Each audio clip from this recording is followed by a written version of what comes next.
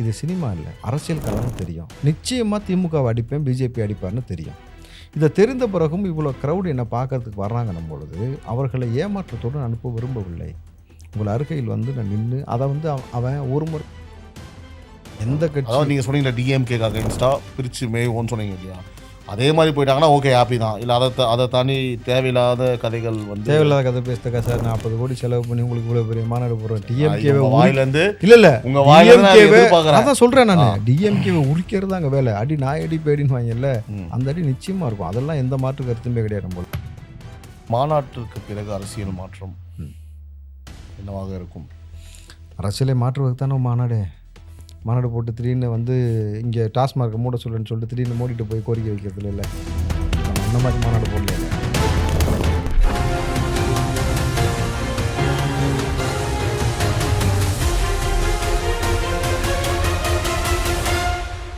This video is sponsored by Epic Toyota, the new landmark of Anna Salai. Ram Aether, Chennai. Premium electric scooters. Experience the future today.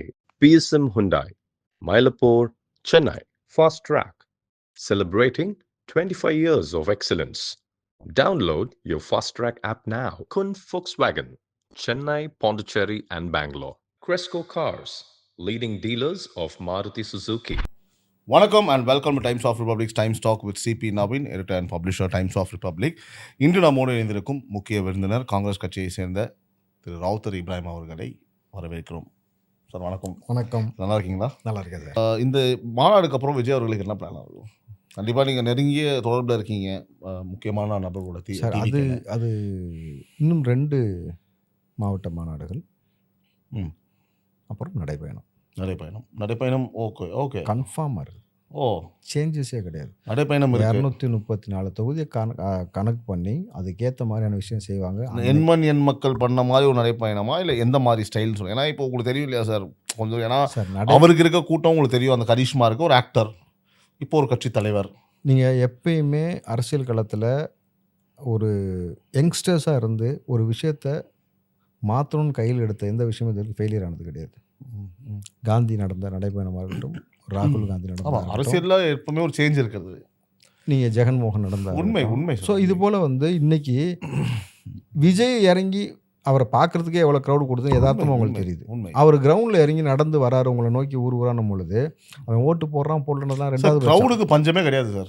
அதை தான் சொல்கிறேன், ஓட்டு போடுறான் போடலன்றது 2வது விஷயம். அவரை பார்க்கறதுக்கு அவ்வளோ க்ரௌடு வந்து நிற்கும். கண்டிப்பாக அந்த க்ரௌடை எப்படி நம்ம பக்கம் டேர்ன் பண்ணி எந்தெந்த ஊரில் எந்தெந்த மாவட்டத்தில் எதை அட்ரஸ் பண்ணுமோ அதை பண்ணும் பொழுது, ஆமாம்ல இவ்வளோ வருஷம் இப்படி தானே இருந்தாங்க, இவ்வளோ ஒரு மாற்றத்தை கொடுக்குறேன்றாரு. உண்மையாலுமே வந்து பீக்கில் இருக்கும்போது ஒரு சம்பளத்தை விட்டுட்டு இது வரைக்கும் யாரும் வரல. அப்படி வந்திருக்காரு நம்மளும். நம்ம ஏன் இந்த சேஞ்சஸை அவர் கொடுக்கக்கூடாதுன்றதை அவனை சிந்திக்க வைக்கிறது தான் களத்துக்கு போகக்கூடிய வேலை. ஓட்டாக கன்வெர்ட் பண்ண வேண்டிய வேலையை தான் இப்போ நீங்கள் பார்க்கணும்.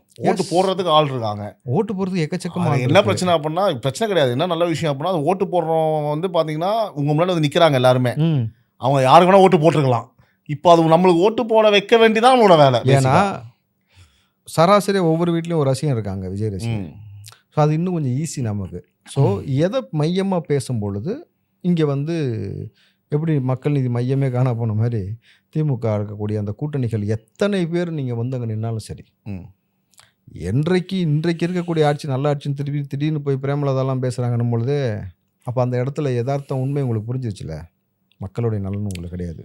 100 அடி அந்த பிளாட்ஃபார்ம் போடுறாங்க தளபதி விஜய் அவர்களுக்கு நடக்கிறதுக்கு சென்டர் அந்த ரேம்ப் மாதிரி போடுறாங்க. ஸோ அண்ட் அது போக வந்து பார்த்திங்கன்னா 2 கிலோமீட்டருக்கு, அது 2 கிலோமீட்டர் 100 அடி தளம், எக்கச்சக்கமான பொருட்செலவுகள்.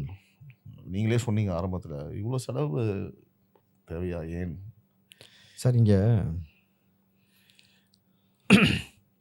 பொருட்செலவுன்றது ஏன் தேவைப்படுதுனாக்கா, நான் சினிமாவுக்காக ஒரு ஆடியோ லான்ச்சுக்காக நான் பொருட்செலவு வந்து ப்ரொடியூசர் செலவு பண்ணி இதை வந்து வருமானமாக எடுக்க போகிறாருனாக்கா அப்போ அது ஓகே, அது அவங்க வந்து வருமானமாக பார்க்குறாங்க. ஆனால் இது சினிமா இல்லை, அரசியல் களம்னு தெரியும். நிச்சயமாக திமுகவை அடிப்பேன், பிஜேபி அடிப்பார்னு தெரியும். இதை தெரிந்த பிறகும் இவ்வளோ க்ரௌடு என்னை பார்க்கறதுக்கு வர்றாங்கன்னும் பொழுது அவர்களை ஏமாற்றத்துடன் அனுப்ப விரும்பவில்லை.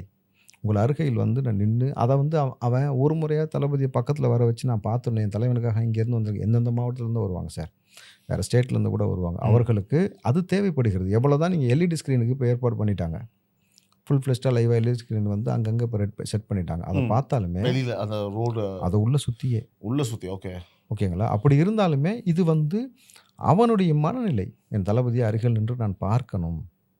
அதற்கு 2வது இவருக்கு அவங்கள பார்க்கும்போது தெரிஞ்சிடும் சார். நீங்கள் திமுக கூட்டத்தில் போய் பாருங்களேன். வேண்டா வெறுப்புக்கு பிள்ளைய பத்து காண்டாமிருகன் பேர் வச்ச மாதிரியே உட்காந்துருப்பாங்க. இன்னும் சொல்ல போனாக்கா ஏய் மாப்பிள்ள அவன் இதே பேசுகிறான் சீட்டு போடேன்னு விளையாண்டதெல்லாம் பார்த்தோம் மதுரை மாநாட்டில். இங்கே அப்படி கிடையாது. அவன் எதிர்பார்க்குறான். அந்த எதிர்பார்ப்பை பூர்த்தி செய்யணும். அவன் வந்து எவ்வளோ ஒரு செலவு பண்ணி தளபதி செய்கிறாருனாக்கா அது அவர் கட்சிக்காக செய்கிறாரு, மக்களுக்காக செய்கிறாரு. ஆனால் ஒரு இண்டிவிஜுவல் ஒருத்தன் செலவு பண்ணி வந்திருப்பான்ல அவருக்காக. அவன் கை காசு போட்டு வந்து அரசியலுடைய அவர் என்ன பேச போகிறன்றதை கேட்குறத தாண்டி அவனுங்களுக்கு பக்கத்துலேருந்து அவங்களுக்கு பார்க்கணும் தலைவர் அப்படின்னும் பொழுது சார் நீங்கள் மோர் அண்ட் மோர் பீப்புள் கூட ரொம்ப நெருங்க தான் அந்த பாண்டிங் ஏற்படுத்த தான் எல்லாமே ஓட்டு. 2வது அவனை வெறுங்கையோட ஏமாற்றத்தோடு திரும்ப போகிறதுக்கு விரும்பலன்னும் பொழுது ஆப்வியஸ்லி எதிர்பார்க்குறாங்க, செய்கிறாங்க. ஆனால் உழைச்ச காசை போட்டு செய்கிறாங்க. கரெக்டுங்களா? உங்களை மாதிரி வந்து காலங்காலமாக கட்சிக்கு நிதி வாங்கி வச்சு இப்போ கடைசியாக கலைஞருக்கு 10,000 ரூபாய் தலை வச்சு விற்ற மாதிரிலாம் விற்கலை. அந்த நாணயத்துக்கு சொல்கிறேன். அப்படி இருக்கும் பொழுது சார் எவ்வளோ செலவு வெறும் 4 மணி நேரத்துக்கு பண்ணுறாங்கன்னும் பொழுது அவர்கள் எதை நோக்கி எதை மையமாக வச்சு பண்ணுறாங்க? வரக்கூடிய நபர்கள் சேஃப் அண்ட் செக்யூர்டாக வரணும், அவர்களுடைய தேவை பூர்த்தி செய்யணும். பட் க்ரௌடை ஒரு இடத்துல வர வைக்கிறது தான் இங்கே சிக்கல். தன்னிச்சையாக வர வச்ச இடத்துல எதை விதைக்கணுமோ அதை விதைச்சு அனுப்பணும். அதுக்கு அவனை அந்த போதிய அந்த மனநிலைக்கு முதல்ல கொண்டு வரணும். ஒரு 4 வாட்டி வந்து நடந்து போய் அவரை பார்த்ததுக்கப்புறம் அவர் என்ன சொல்ல போகிறாரு பேச போகிறேன்னு எதிர்பார்க்கும்போது அப்போ அடிக்கும்போது வச்சுக்கலாம் டிவியை வந்து இறங்கி டிஎம்கேவை அது எவ்வளோ பெரிய தாக்கத்தை ஏற்படுத்தும். அந்த மாதிரி உண்மையாகவே நாங்களும் எக்ஸ்பெக்ட் பண்ணுறோம் சார். தளபதி அவர்கள் என்ன பேச போகிறாரு. அதுவும் மதுரையில் வந்து பார்த்தீங்கன்னா ஸ்பெஷலாக மாநாடுன்றது மிக சிறப்பு. எந்த கட்சினாலும் அது 500 ஏக்கரில் பண்ணதே இல்லை இது வரைக்கும் எந்த கட்சி. அது ஒன்று. இது வந்து நீங்கள் திரும்பவும் ஏதோ கலாய்க்கிறதா கேட்குறான்னு போகிறீங்க. ஏன்னா நீங்களே ஒரு பதில் சொல்லியிருக்கீங்க. இந்த மாநாட்டில் சிறப்பாக எல்லாமே கரெக்டாக பேசுவாங்களா இல்லை அகைன்னு ஒரு மீம் பொருளாக மாறுமா மேடையில்? சார் நீங்கள் எந்த கட்சி அதாவது நீங்கள் சொன்னீங்களா டிஎம்கேக்கு அகைன்ஸ்டாக பிரித்து மேய்வோன்னு சொன்னீங்க இல்லையா? அதே மாதிரி போயிட்டாங்கன்னா ஓகே ஹாப்பி தான். இல்லை அதை தாண்டி தேவையில்லாத கதைகள் வந்து தேவையில்லாத கதை பேசுறக்கா சார் 40 கோடி செலவு பண்ணி உங்களுக்கு இவ்வளோ பெரிய மாநாடு போடுறேன். டிஎம்கேவை வாயிலேருந்து இல்லை உங்கள் வாயிலேருந்து அதான் சொல்கிறேன் நான். டிஎம்கேவை உரிக்கிறது அங்கே வேலை. அடி நாய் அடி பேடின்னு வாங்கல அந்த அடி நிச்சயமாக இருக்கும். அதெல்லாம் எந்த மாற்று கருத்துமே கிடையாது. பொழுது பிஜேபி நீங்கள் எத்தனை முறை எத்தனை சாயம் என் மீது பூசினாலும் நான் உங்களோட இல்லைன்றதையும் அங்கே 10 வட்டமாக சொல்லுவாப்புல. மறுபடியும் அது இந்த 2 விஜய் அவர்கள் பேசுவார் சார். நான் சொல்ல மற்றவங்கள பற்றி பேசுகிறேன் சார். மற்றவங்க இன்றைக்கி நாளைக்கு அங்கே பிக்சரே கிடையாது சார். ஓகே அன்றைக்கி முழு பிக்சரும் ஒட்டுமொத்த மீடியாவும் இதைத்தான் எதிர்பார்த்துக்கிட்டு இருக்கோம். இதைத்தான் எதிர்பார்க்கும். ஏன்னா எல்லாத்தையும் மட்டும் ஏதோ சொதை போட்டு போயிடுவாங்க. இல்லை எனக்கு தெரிஞ்சு ஆதவர்ஜினா சாரும் தளபதி விஜய் தான் மையமாக பேசுவதாக கேள்விப்பட்டேன். ஸோ அதை தாண்டி பெரிய மற்ற நபர்கள் வந்து அங்கே பெரிய லெவல்லலாம் பேச மாட்டாங்க. ஏன்னா எதை நம்ம விதைக்கணுமோ அதை ஃபஸ்ட்டு விதைக்கிறது. தேவையில்லாத விஷயம் நம்மளே இடம் கொடுக்கக்கூடாது. கொடுக்க மாட்டாங்க நிச்சயமாக. சார் அதே போல் இந்த மாநாட்டில் யாராவது கூட்டணி கட்சிகள் சேருவதற்கான வாய்ப்புகள் இருக்கிறதா? வேறு ஏதாவது surprise? No surprise. No surprise except Thalapathy. Okay. கூட்டணி கட்சியில் சம்பந்தமாகவோ அல்லது வேறு யாரை பற்றியோ அங்கே எந்த அரங்கேற்றமும் இல்லை. முழுக்க திமுகவுடைய அராஜகத்தை அரங்கேற்றப்படும். அந்த அரங்கேற்றம் மட்டும்தான் நிகழும். அடிதான் நிகழும். மற்றபடியெல்லாம் நம்ம இவர் ஒருவர் அவர் ஒருவர் எவரும் வரதாக இல்லை. அப்படியே வந்தால் கூட அவர்களை மாநாட்டில் மையப்படுத்துவதாக இல்லை. அந்த மாநாடு முழுக்க ஆட்சி மாற்றத்தையும் இங்கே ஆட்சி நடக்கக்கூடிய அவலத்தையும் பேசுவதற்கான மாநாடு. அவ்வளோதான். யாராவது விஐபி வராங்களா? முக்கியமான நபருக்கு அழைப்பு? கூட்டணி கட்சி யாரும் வரப்போதில்லை, அங்கே சேரப்போகுதுன்னு சொல்லிட்டீங்க. முக்கிய நபர்கள் யாராவது அழைக்கப்பட்டிருக்கிறார்கள்? இல்லை. முழுக்க தளபதி விஜய் அவர்களின் பேச்சு மட்டும்தான். அது மட்டும்தான் அங்கே ஒரு சிறப்பம்சமாக இருக்க போகுதுன்னு சொல்கிறீங்க. Right, okay. மேபி ஏதாவது ஸ்பெஷல் கெஸ்ட் வர வச்சா ஹாப்பி. ஓகே. பட் ஆனால் அந்த கெஸ்ட்டு பேசுகிறன்ற பேசல எதையாவது ஒன்று பேசி அது டைவர்ட் ஆகி அது ஒரு சிக்கலை ஏற்படுச்சுன்னா இன்றைக்கி யாரையும் நம்பி ஒரு மேடை ஏற்றுவது என்பது அதுவும் குறிப்பாக மாநாட்டில் ஏற்றுறதுன்றது அவ்வளோ ஃபேர் அண்ட் எனஃப் கிடையாதுன்றதுனால அந்த தவறை தளபதி செய்வதாக இல்லை. ரைட். சமீபமாக மாநாடோட தேதிகள் வந்து 2-3 தடவை மாற்றப்பட்டதுன்னு இல்லை, ஒரே மாற்றப்பட்டது. அதுக்கான காரணம் என்ன சார்? இவர்கள் சொன்னது தான். திமுக சொன்ன காரணம் தான். விநாயகர் சதுர்த்தி வருது. ஓகே. அதனால் போதிய பாதுகாப்பு கொடுக்க முடியாது. தேதி மாற்றங்கள். மாநாட்டிற்கு அதுவும் மதுரையில் தாவேகாவின் மாநாடுக்கு அழுத்தம் ஏதாவது இருக்கிறதா? சார் ஒரு மாநாடு அதுவும் திமுக தான் ஒழிப்பேன்னு சொன்னதுக்கப்புறம் அந்த மாநாடு பயங்கர சக்ஸஸாக நடந்தோன்னு திமுக வேலை செய்யுமா? அதுதான் கேட்குறேன். எந்த மாதிரியான அழுத்தங்கள், அதை எல்லா பற்றி ஏதாவது சொல்ல விதமான முடியுமா? விதமான அழுத்தமும் இருக்குது சார். வாகனத்தை வந்து நேர்த்தியாக ஒரு இடத்துல வந்து நிப்பாட்ட விடுறாங்களா, அதுக்கு எத்தனை கிலோமீட்டரு இதுதான் பார்க்கிங் ஏரியான்னு ஃபிக்ஸ் பண்ணதுக்கப்புறம் அதை சுற்றி வர்றதுக்கு எவ்வளோ ஏரியா மாற்றி வராங்கன்னு தெரியாது. ஏன்னா 2 வருஷம் கிடப்பில் போட்டிருந்த பணி இப்போ வந்து திடீர்னு மேம்பால பணி தொடங்குறேன்னு எல்லா இடத்துலையும் குழி தோண்டி போட்டு அங்கே மதுரை மக்கள் குறிப்பாக பெண்கள் சொன்னது இது திமுக திட்டமிட்டு செய்யுதுன்றது அங்கே உள்ள பப்ளிக் பதிவு பண்ணியிருக்கிறாங்க. அதோடைய காணொலிலாம் இருக்கணும் பொழுது ஆப்வியஸ்லி உங்களால் என்னென்னலாம் சிக்கலை ஏற்படுத்த முடியுமோ ஏற்படுத்துவீர்கள். பவர் கட் நீங்கள் பண்ணால் கூட அதுக்கேற்ற மாதிரியான எல்லா முன்னெடுப்பும் இப்போ நடத்திருக்கோம். தண்ணிக்கு என்னென்ன தேவையோ நடக்குது, பாதுகாப்புக்கு நடக்குது, ட்ரோன் நடக்குது, மெடிக்கல் இது நடக்குது. இதை தாண்டி உங்களால் என்னென்ன அழுத்தங்கள் கொடுக்க முடிகிறது, அல்லது டிவிக்கே போல் எத்தனை பேரை வந்து அன்றைக்கி வந்து குடிச்சிட்டு களத்தில் இறக்கிறதுக்கு காத்து வச்சுருக்காங்கன்னு தெரியாது. நீங்கள் யூஸ்வலாக அந்த வந்து ஒரு சினிமாக்கே செய்வாங்க சார். சினிமா படத்தை பார்த்து வெளியில் வரும்போது 4 குடியாரனை விட்டு வேறு மாதிரி பேச விட்டு இப்படி பேசிட்டாங்க அப்படி பேசிட்டாங்கன்னு சொல்கிறது இன்றைக்கி இருக்கக்கூடிய விஷயமா. இப்போ அந்த மாநாட்டு திடலுக்குள்ளே எத்தனை பேரை களம் இருக்குவதற்கு என்னென்ன வேலைகள் செஞ்சுருப்பாங்கன்றதும் சப்ஜெக்ட் டு வெரிஃபை தானே எப்பயுமே. இதுக்கான எல்லா விதமான ஏன்னா ஒரு 500 ஏக்கரில் ஒரு மாநாடு இது வரைக்கும் இத்தனை ஆண்டு கால அரசியல் கட்சிகள் போடாத பொழுது எந்த கான்ஃபிடென்ட்டில் இவ்வளோ க்ரௌட் வரும்னு சொல்லி போட்டிருக்காங்கன்னா அப்போ வந்து அதை சக்ஸஸ் ஆக போகுது. நிச்சயமாக அங்கே நம்மளை தான் அடிக்க போகிறான்னு தெரிஞ்சதுக்கப்புறம் ஆட்சியில் இருக்கக்கூடியது அதுவும் திமுக சும்மா இருக்குமா? நிச்சயமாக அதற்கான ஏதாவது ஒரு திட்ட வடிவம் வச்சுருப்பாங்க. பட் பார்ப்போம். எத்தனை லட்சம் நபர்களை, ரசிகர்களை எதிர்பார்க்குறீர்கள்? சரி 80 ஏக்கரில் 3 லட்சம் எதிர்பார்த்துக்கு 8 லட்சம் வந்துச்சு. இப்போ 500 ஏக்கர் கணக்கு பண்ணிக்கோங்க. அன்றைக்கி மாவட்ட பொறுப்பாளர்கள் யாரும் கிடையாது. இன்றைக்கி மாவட்ட பொறுப்பாளர்கள் இருக்கிறாங்க. வாகனம் அரேஞ்ச் பண்ணி அவங்கள கூப்பிட்டு வரதுக்கான அந்த வேலையெல்லாம் பார்க்குறாங்க. அப்படின்னும் பொழுது வெல் அண்ட் ஃபேர் நம்ம எதிர்பார்க்கலாம். குறைஞ்சது 15 to 20, 25. அப்போது தமிழ்நாட்டு அரசியலில் இதுதான் மிகப்பெரிய மாநாடாக, மிகப்பெரிய மக்கள் சேர்ந்து மக்கள் கொண்டாடக்கூடிய ஒரு மாநாடாக இதுதான் இருக்கும். இதுதான் அந்த கூட்டம் வந்தால் எஸ் ரைட் வரும். இந்த மாநாட்டிற்கு பிறகு அரசியல் மாற்றம் என்னவாக இருக்கும்? அரசியலை மாற்றுவதற்கு தானே மாநாடு போட்டு திடீர்னு வந்து இங்கே டாஸ்மார்க்கை மூட சொல்லுன்னு சொல்லிட்டு திடீர்னு மூடிட்டு போய் கோரிக்கை வைக்கிறது இல்லை. நம்ம அந்த மாதிரி மாநாடு போடல. இல்லை கட்சிகளின் உங்களை பார்க்குற பார்வை, அதாவது உங்களா தாவேக்காவை பார்க்கும் பார்வை, அந்த மாதிரி பதில் நான் கூட எஸ் அதுதான் சொல்ல வரேன். அது எந்த மாற்றத்தை ஏற்படுத்தும்னா மூழ்கிற கட்டுமரத்தில் ஏறுறது பெட்டரா, இனி இளைஞர்கள் கையில் எடுத்து கொண்டாடக்கூடிய தொலைநோக்கு திட்டம் ஒவ்வொரு கட்சியும் பார்க்கணும். நீங்கள் சொன்னது போல் இந்த வரக்கூடிய 26லேருந்து இருக்கக்கூடியதை விட்டுட்டு 31 அடுத்த 5 வருஷத்தில் எவ்வளோ ஸ்டெப்பனா எவ்வளோ பெரிய ஒரு நபராக ஒரு ஐக்கான விஜய் இருப்பான்றதையும் அவங்க யோசிப்பாங்க. இன்றைக்கி திரும்ப இங்கே போய் நின்றுட்டு நாளைக்கு அங்கே போய் விஜய் நம்ம சேர்ந்துக்கிட்டோம்னா விஜய் கூப்பிட்டுப்பாரு அப்படின்ற மாதிரி நினச்சிங்கனாக்கா, ஸோ நீங்கள் மக்களை காப்பாற்றக்கூடிய இக்கட்டான சூழ்நிலை கூட வராத பொழுது நான் நல்லா வளர்ந்து எனக்கான ஏரியா பெருசானதுக்கப்புறம் நீ என் கூட வரன்றதுல எனக்கு தேவை இருக்குமா என்ன? அன்றைக்கி நான் புறந்தள்ளுவேன்ற ஒரு விஷயம் இருக்கும்ல. ஸோ இதெல்லாம் வந்து இந்த கட்சியை வந்து நீர்த்து போகாமல் பார்த்துக்கணும்னு நினைக்கிற நபர்கள் அதை யோசிப்பார்கள். அப்படி இல்லைன்னு வச்சுங்களேன், அந்த கட்சியோட தலைவர் மட்டும் அந்த கட்சியில் இருக்க வேண்டியதான். உதாரணத்துக்கு இப்போ இஸ்லாமியர்களுடைய பிரதிநிதின்னு சொல்லிட்டு ஜவஹர்லா திமுக நிற்க வேண்டியதான். இஸ்லாமியர் உன் பேச்சு கேட்க போகிறதில்ல.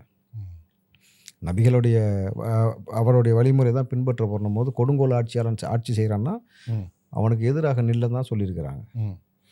சார் அதே போல் சார் லைக் சுற்றுலாத்தலமாக மாறி இருக்குன்னு சொல்கிறாங்க. அந்த இடமே ஒரு மாதிரி ஒரு சுற்றுலாத்தலமாக இருக்குன்னு சொல்கிறாங்க. 2 கேள்வி இந்த இடத்துல பொருத்தணும்னு பார்க்குறேன் சார்.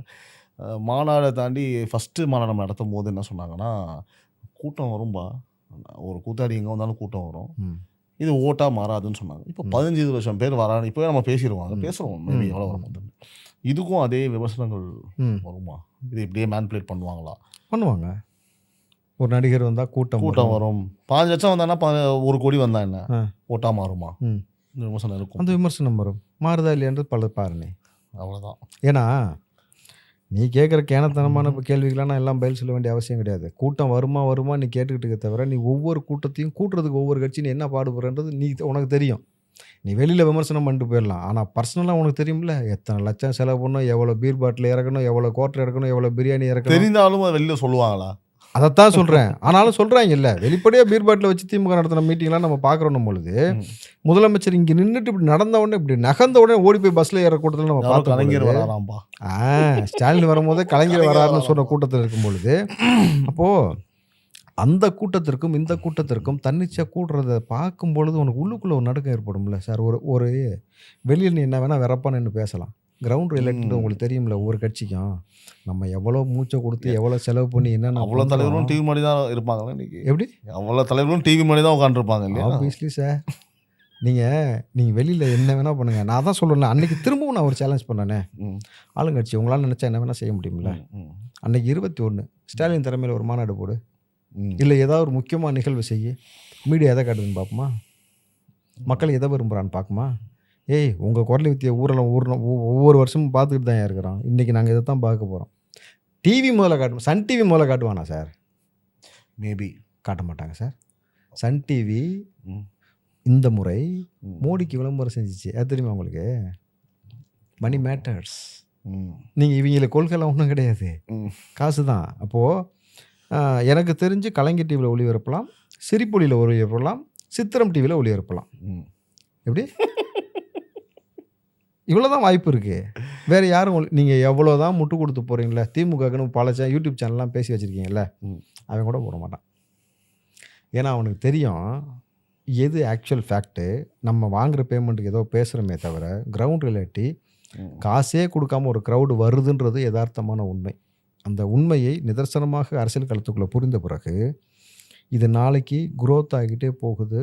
ஸோ யார் கூட சேர்ந்து நின்னா நமக்கு பலம்னு ஒரு அரசியல் கட்சி யோசிச்சாதான் உங்கள் கட்சி வளரும், உனக்கான இண்டிவிஜுவாலிட்டி வளரும், உனக்கான ஓட் பேங்கிங் கூடும். நீங்கள் இன்றைக்கி வாங்குகிற 100 கோடி 200 கோடிக்காக போய் நின்னீங்கன்னு வச்சுங்களேன், லைஃப்பில் மக்கள் மத்தியிலேருந்து நீங்கள் சுத்தமாக கொஞ்சம் கொஞ்சமாக அப்புறப்படுத்திக்கிட்டே வராங்கன்னும் பொழுது நாளைக்கு புதுசாக டக்குன்னெலாம் நீங்கள் உள்ளே போனதெல்லாம் ஒரு கரிஸ்மேட்டிக் ஃபிகராக திடீர்னு மாற முடியாது. ஆனால் திருமாவுக்கோ ஜவஹர்லாவுக்கோ கூட்டணி கட்சியில் இருக்கக்கூடிய நபர்களுக்கோ மாற முடியாது. உதயநிதி ஸ்டாலினுக்கே மாற முடியல சார். கரெக்டு தானே? நீங்கள் என்னென்னமோ பேசிட்டு சுற்றுறீங்க, ஸ்டாலின் அவர்களுக்கு மாற முடியல. நீங்கள் இன்னொன்று சொல்கிறாங்க, டக்குன்னு வந்த உடனே சிஎம்மா. உதயநிதி டக்குன்னு வந்தோடனே டெப்டி சிஎம் ஆனது எப்படி சார்? ரீசெண்டாக இதையும் நான் அப்படியே முன் வச்சிடறேன் சார்.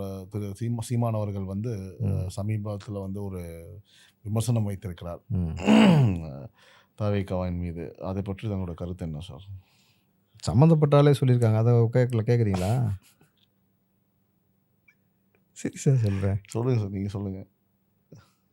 நான் எந்த சலசலப்புக்கும் அஞ்ச மாட்டேன்னு சொல்லியிருக்கீங்க சீமான். எப்படி? அப்புறம் ஏன் வலசர வாக்கத்தில் என் கேஸுக்கு வந்து தம்பிங்களே வாங்கன்னு ஆடியோ போட்டு வந்தீங்கன்னு கேட்டாங்க. விஜயலட்சுமி இப்போ கேட்டிருக்காங்க. நான் பொதுவாக வந்து பர்சனல்லாம் தொட மாட்டேன். ஆனால் பட் இது அவங்க பேசுனது முழுக்க அரசியல், இது பர்சனலே கிடையாது. ரெண்டாவது, அணில்கள்லாம் ஓரமாக போய் விளையாடுங்க. அவன் ஏற்கனவே சொல்லிட்டான், ஆமாம் நான் அணில் புள்ளடா, நீ என்ன புள்ளன்னு கேட்குறான். இது உங்களுக்கு சிக்கல்னு சொல்லிட்டேன். நீங்கள் என்ன பிள்ளையோ சொல்லிட்டு போங்க. அது நீங்கள் என்ன பிள்ளைனே முடிவு பண்ணிக்கல சொல்லுங்கள். ஆனால் பிரபாகரன் பிள்ளைன்னு சொல்லி அவர் கேவலப்படுத்தாதீங்க. பிரபாகரன் ஒருபோதும் திமுகவுடைய மேடையில் அவங்க வீட்டில் போய் இப்படி உட்காந்துருக்க மாட்டார். இவ்வளோ பேரை கொன்று குமிச்சதுக்கு பிறகு இன்றைக்கு பிரபாகரன் இருந்தால் அவர் டிஎம்கே வீட்டில் காலில் வச்சு அந்த காலில் வாசப்படி ஏறி இருப்பாரா சார்?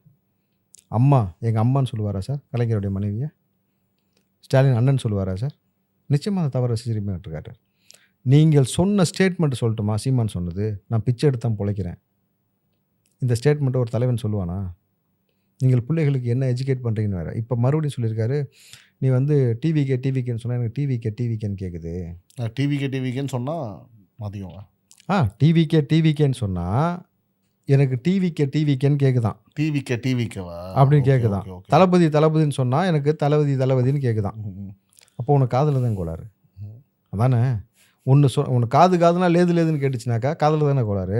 நீங்கள் பார்க்க வேண்டியது இஎன்டியை. அதை தாண்டி ஒரு தலைவன், எந்த தலைவராவது வரலாற்றில் பொது மேடையில் நின்றுட்டு மீட்டிங் போடும்போது இறங்கி போய் தொண்டை அடிப்பானா சார்? அடிக்கலாமா? யார் கொடுத்த உரிமை உங்களுக்கு? அவன் திருப்பி அடிக்க மாட்டான்றதுனால தானே. ஆள் இல்லாத பொட்டல் காட்டில் கம்பு சுற்றுறது தான் நம்ம வேலையாக இருக்குது. அவனுக்கு குடும்பம் இருக்குது, பொண்டாட்டி இருக்குது, புள்ள இருக்குது, அவனுக்குன்னு தன்மானம் இருக்குல்ல.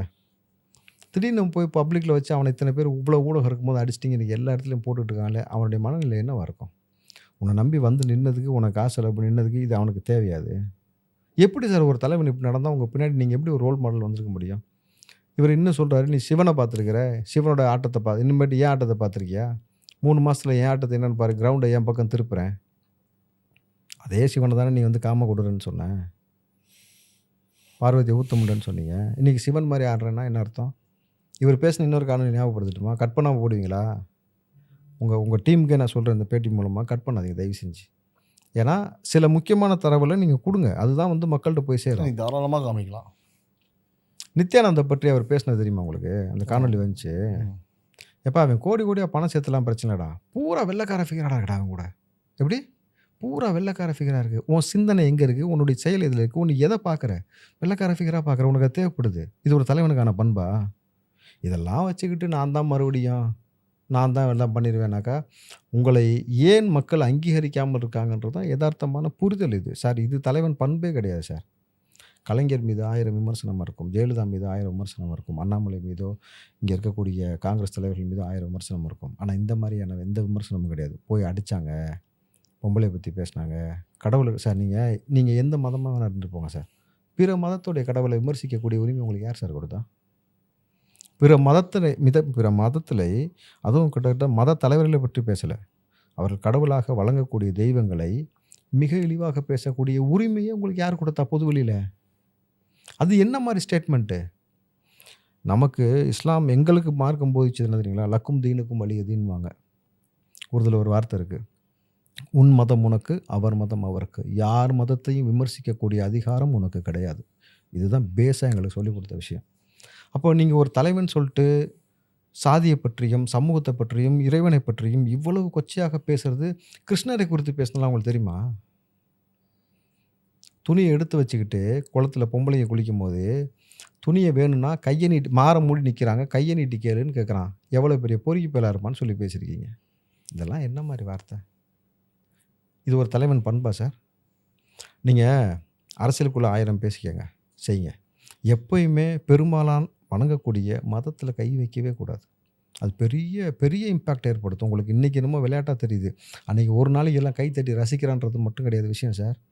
இது யார் மனசில் எவ்வளோ ஒரு வலி வேதனை ஏற்படுத்தியிருக்கோம் சார். நம்பிக்கை இருக்கணும் தான் சார் வலிக்கும். உங்களுக்கு என்ன சார், நீ நேற்று ஒன்று பேசுவேன், இன்றைக்கி ஒன்று பேசிட்டு போவேன். நேற்று பெரியார் தான் பெரியார்னவே இன்றைக்கி பெரியாரே ஒரு மண்ணுன்ட்டு போயிடுவீங்க.